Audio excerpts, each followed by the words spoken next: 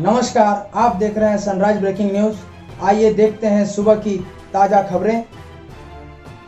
Jharkhand high court ने राज्य के संगीत शिक्षकों के लंबित वेतन का भुगतान करने का निर्देश दिया है। कोर्ट ने इसके लिए शिक्षकों को विभाग में आवेदन देने को कहा। वहीं आवेदन मिलने के 4 सप्ताह में विभाग को वेतन भुगतान करने का निर्देश जस्टिस SN पाठक की अदालत ने दिया है। अदालत ने संगीत शिक्षकों को सेवा से हटाने के मामले पर सुनवाई सुप्रीम कोर्ट में लंबित एक मामले के निष्पादन के बाद करने को कहा। बता दें कि इस संबंध में देवराज चटर्जी और अन्य याचिका दायर की थी। पूर्व में अदालत ने शिक्षकों को सेवा से हटाने के आदेश के बाद रोक लगाई गई थी और उस समय से ही शिक्षकों के वेतन बंद है। वेतन नहीं मिलने से उनके समक्ष आर्थिक संकट आ गई है। इस पर अदालत ने कहा है कि शिक्षकों से जब काम लिया गया है तो उन्हें वेतन देना ही होगा। राज्य सरकार जून 2020 से उन्हें वेतन का भुगतान नहीं कर रही है। इस पर अदालत ने कहा कि जब संगीत के शिक्षकों से काम लिया गया है तो उन्हें वेतन देना होगा। वहीं अदालत ने प्रार्थियों से कहा कि उन्हें विभाग में आवेदन देना होगा और उक्त आवेदन के 4 सप्ताह के बाद वेतन का भुगतान किया जाएगा। लेकिन सरकार ने प्रयाग संगीत समिति इलाहाबाद और प्राचीन कला केंद्र चंडीगढ़ की डिग्री अमान्य करते हुए उन्हें हटाने का आदेश जारी किया है, जबकि उसी डिग्री पर पूर्व में राज्य में कई संगीत के शिक्षक नियुक्त हो चुके हैं।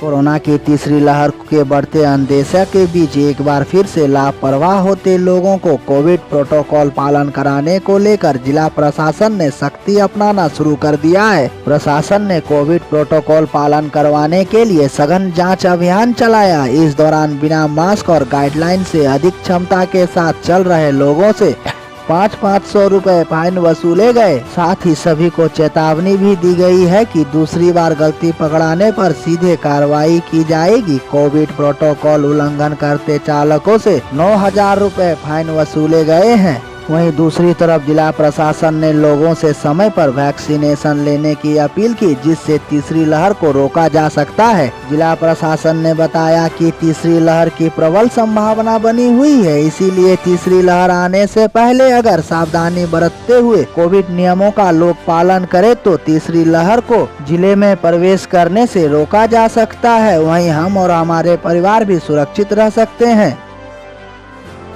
अनुसूचित जाति और पिछड़ा वर्ग के गरीब परिवारों में कमाने वाले मुखिया की मौत पर सरकार अब 5 लाख तक का सॉफ्ट लोन देगी। इस राशि में 20% तक की सब्सिडी भी दी जाएगी। यह लोन अज्जा और पिछड़ा परिवार के वैसे परिवारों को स्वरोजगार के लिए मिलेगा जिनकी सालाना आमदनी 3 लाख से ज्यादा नहीं है। सरकार की इस स्पेशल स्कीम के तहत परिवारों को अधिकतम 5 लाख तक का लोन दिया जाएगा। इसमें 20% तक राशि माफ की जाएगी, यानी अगर कोई 5 लाख तक का लोन लेता है तो उसकी 1 लाख रुपए तक की राशि माफ की जाएगी। उन्हें लोन केवल 4 लाख रुपए का चुकाना होगा। रांची जिला सहित राज्य में इस योजना का लाभ देने के लिए कार्य जारी है। लोग अपने भावी व्यवसाय के प्रोजेक्ट रिपोर्ट के साथ प्रखंड कल्याण कार्यालय या जिला कल्याण कार्यालय से संपर्क कर योजना का लाभ लेने के इच्छुक हो तो आवेदन दे सकते हैं। बता दें कि कोविड की दूसरी लहर में कई लोगों ने अपनी जान गंवाई। इस परिवार में उनके इकलौते कमाने वाले सदस्य खो दिए। ऐसे में इन परिवारों के सामने भरण पोषण की समस्या हो आई है। इसे ही देखते हुए भारत सरकार का सामाजिक न्याय एवं अधिकारिता मंत्रालय स्माइल योजना के तहत इनकी मदद के लिए सामने आया है। इस योजना का लाभ केवल अनुसूचित जाति और पिछड़े वर्ग को ही मिलेगा।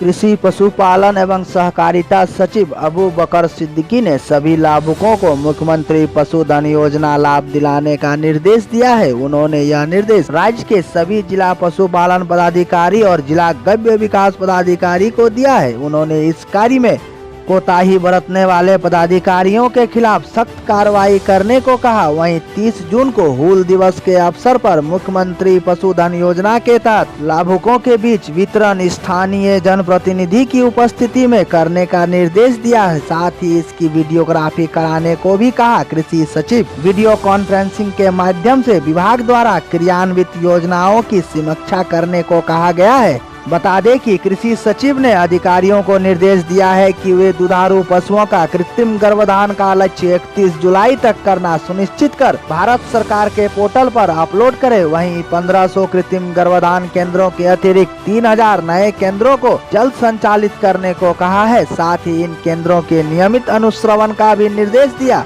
उसके अलावा गौ मुक्ति धाम की स्थापना के लिए निदेशालय स्तर से तकनीकी समिति का गठन करते हुए विस्तृत प्रस्ताव तैयार कर सभी जिला स्तरीय पदाधिकारियों को उपलब्ध कराने का निर्देश दिया गया है।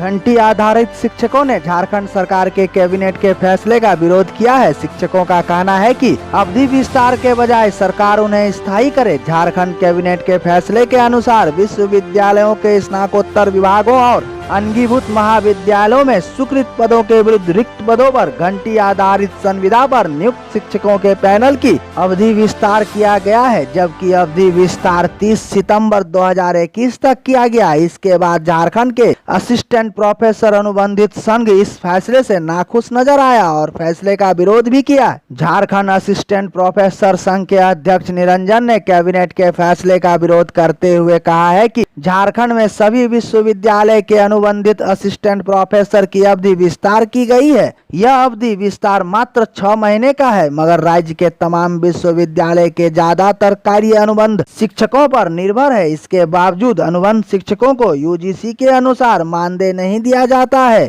संघ ने सरकार से मांग करी है कि शिक्षकों का मानदेय बढ़ाया जाए, साथ ही अवधि विस्तार के बजाय उन्हें स्थायी किया जाए।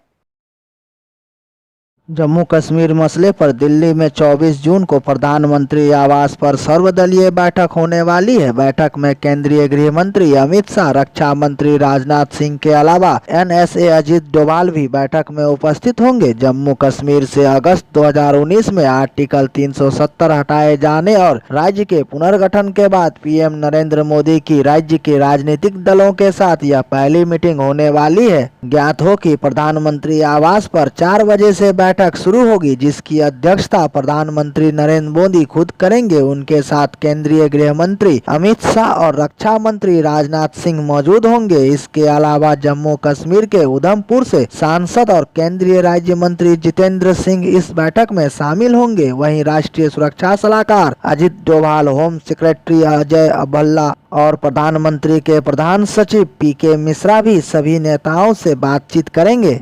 बता दें कि जम्मू कश्मीर के प्रतिनिधियों के रूप में प्रदेश के सभी राजनीतिक दलों के प्रतिनिधियों को बुलाया गया है। इसमें National Conference, People's Democratic Party, People's Conference, JKAP, Congress और भारतीय जनता पार्टी के प्रतिनिधि हिस्सा लेंगे। बैठक में जम्मू कश्मीर राज्य के 4 पूर्व मुख्यमंत्रियों को आमंत्रण भेजा गया है। इसमें फारूक अब्दुल्ला, महबूबा मुफ्ती, अमर अब्दुल्ला और गुलाम नबी आजाद के नाम है। इसके अलावा सज्जाद लोन, अल्ताफ बुखारी, मोहम्मद यूसुफ, तारिगामी, निर्मल सिंह, कविंद्र गुप्ता सरीखे नेताओं को भी बुलाया गया है। गुपकार अलायंस के सदस्य मुजफ्फर शाह का कहना है कि आर्टिकल 370 और 35A को लेकर किसी भी तरह का समझौता नहीं होगा और इन्हें हटाए जाने पर हमारा विरोध जारी रहेगा। हालांकि बैठक का एजेंडा क्या है, अब तक इस पर किसी भी पार्टी या नेता को कोई जानकारी नहीं मिल सकी है।